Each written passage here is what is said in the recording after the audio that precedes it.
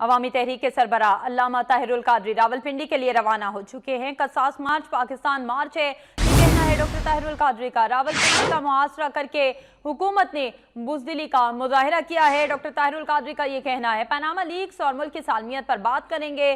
सरबराह अवामी तहरीक का ये भी कहना है। उनका मजीद क्या कहना है मलिक अरशद आसिम से जानेंगे। जी मलिक अरशद आसिम।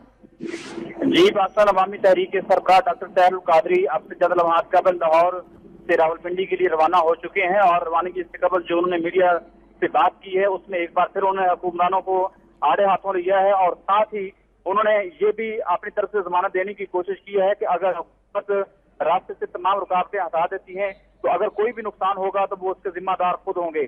इसके साथ तो उन्होंने सलामती के इदारों से भी जो है वो अपील की है कि हुकूमत की तरफ से जो इक़दाम उठाए जा रहे हैं उनके इस मार्च को रोकने के लिए इसका नोटिस लिया जाए और अगर हुकूमत जो है वो अपने हथकंडों से बाज नहीं आती है तो फिर जो उनके कारकुनान हैं वो एहतजाज का और धरने का हक महफूज रखते हैं।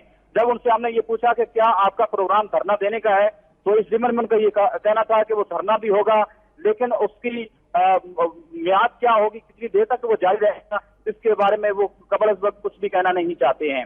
जी शुक्रिया अपडेट करने का मलिक अरशद आसिम।